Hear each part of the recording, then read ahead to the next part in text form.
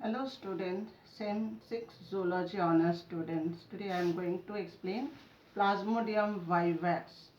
Plasmodium, of course, a malarial parasite. It is caused, malaria is caused by 4 species of Plasmodium. Plasmodium ovale, vivax, falciparum and malaria, of which Plasmodium vivax is more common in India. That's why I have written here Plasmodium vivax.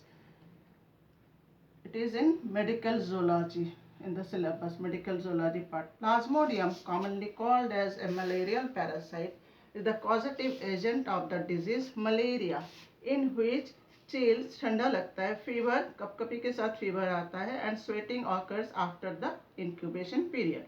It is a parasitic protozoan. There are 4 species of Plasmodium which cause different types of malaria.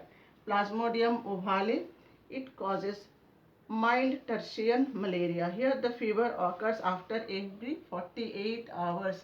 It is the third day. That's why tertian. Plasmodium vivax, it causes benign tertian fever which occurs after every 48 hours. Likewise, Plasmodium falciparum, it causes fatal. It is very dangerous. It is very much harmful. Due to this attack due to the malarial attack by Plasmodium falciparum, the patient may die.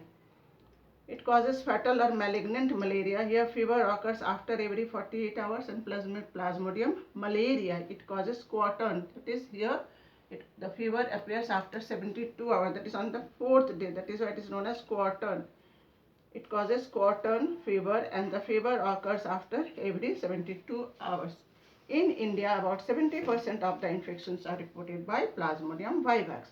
Plasmodium falciparum is most virulent, that is harmful. Now the life cycle. Here the life cycle of Plasmodium vivax has been shown. It is a digenetic parasite. That means it completes its life cycle in 2 hosts. Man is the primary or definitive host, where asexual part of its life cycle known as schizogony occurs, and female Anopheles mosquito is the victor or carrier or intermediate host in which the sexual cycle occurs.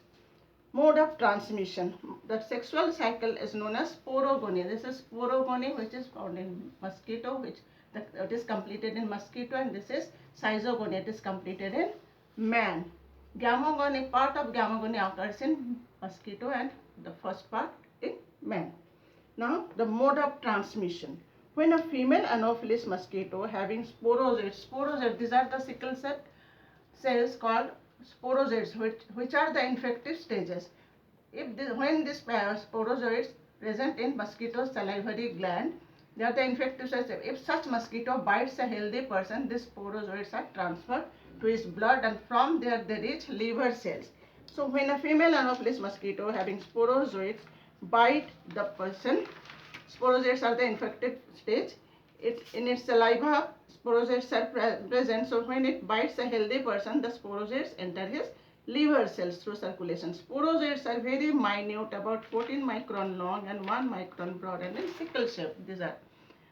Now asexual cycle or schizogony in man.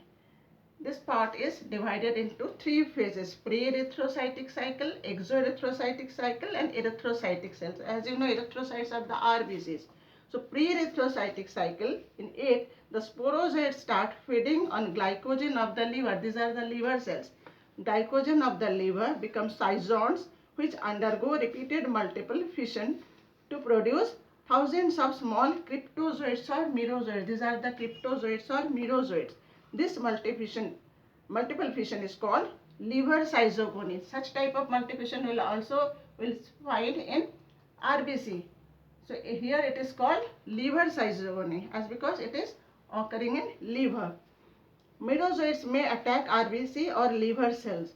When they attack liver cells, exoerythrocytic cycle starts. Now these merozoids, if they attack RBC, then erythrocytic cycle starts. But if they attack liver cells, then exoerythrocytic cycle starts. Now exoerythrocytic cycle. The cryptozoids become schizons, undergo repeated multiple fission, that is liver schizogony, and form thousands of metacryptomerozoids, which are of 2 sizes: mega metacryptomerozoids, which are larger and attack fresh liver cells. That is, the cycle is repeated, and continue exoerythrocytic cycle, whereas the smaller micro metacryptomerozoids, they attack RBC. This is RBC. and start erythrocytic cycle. Now the erythrocytic cycle, this cycle, the micrometacryptomerozoites attack RBC and become trophozoites, TROPHOs. Tropho means feeding stage. Trophozoites, and they feed on hemoglobin of the RBC.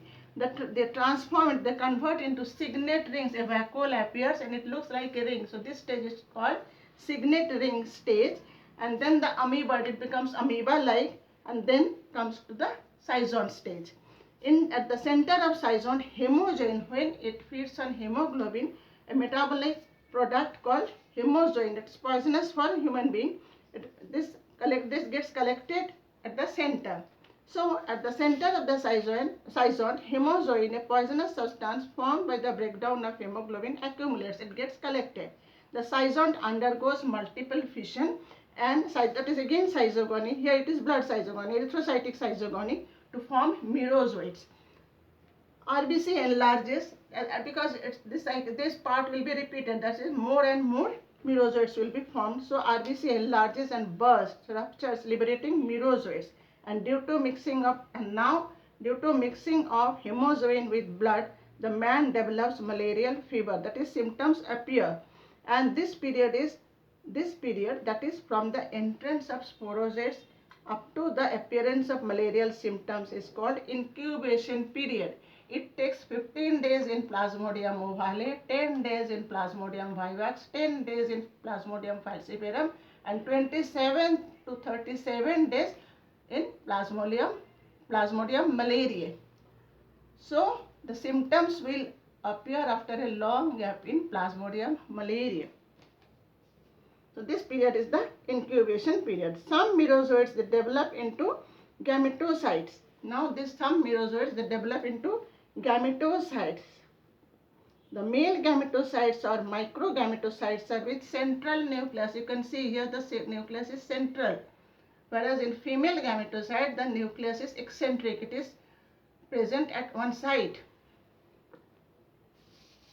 On female gametocyte or megagametocyte are with eccentric, that is peripheral nucleus. So now this stage, this microgametocyte and megagametocyte stage, it will wait for transmission to mosquito. So mode of transmission. When a female Anopheles mosquito sucks blood of this person, both micro and macrogametocytes or megagametocytes reach its stomach. That is, both male gametocyte and female gametocyte reach its stomach. So that is up to the life cycle of this malarial parasite in man and its transmission from man to Anopheles.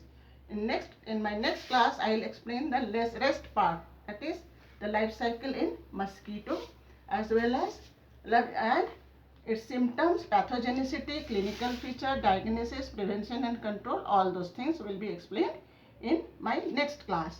Okay, see you.